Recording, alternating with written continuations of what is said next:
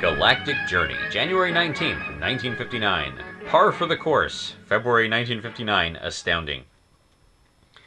It is still truly a man's world, at least between the covers of Astounding magazine.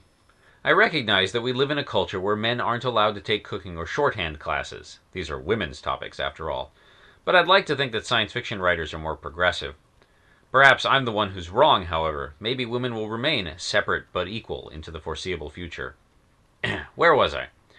Ah, yes, the rest of February 1959's Astounding. To be fair, the remaining 4 stories actually range from decent to good. They are typical in their construction, an interesting setup, a presented conundrum, and then a gotcha ending, but the execution is generally competent. Each had an interesting tidbit that stood out to me, a place where the writer dared to dream, or failed to do so. I'll point out each one as I go. Hi Diddle Diddle is by Calvin M. Knox, actually Robert Silverberg. Why he needed a pseudonym, I'm not sure. Perhaps Campbell wants us to think more than one person writes for his magazine. I think Campbell would call it a funny story, but it's pretty decent stuff about the crew of a small moon base trying to come up with a way to synthesize food for provisions on the moon. There are no women in the small crew, of course, though there is a line to suggest that is not always the case.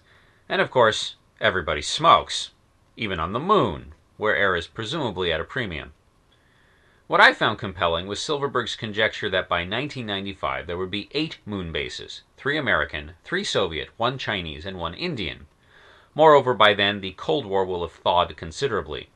I'm happy when any writer remembers there is more to the world than the eagle and bear, and I think the timeline is quite plausible. As for the story, well, as I said above, it's pretty formulaic, but competently written, like all of Silverberg's stuff.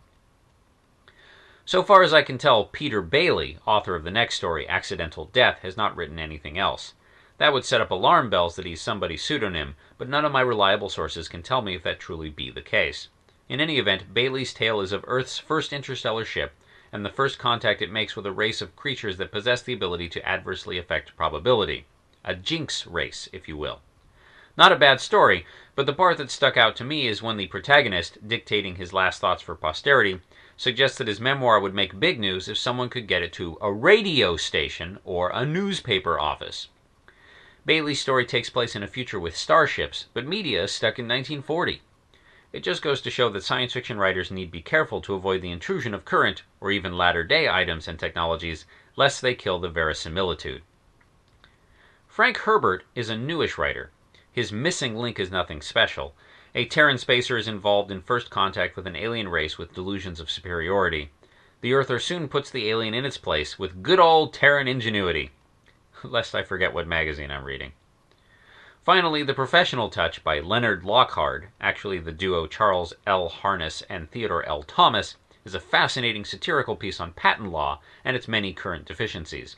It's worth reading just as a treatise on the subject, particularly on the topics of obviousness and flash of genius, and just how arbitrary are those tests that determine the worthiness of a patent.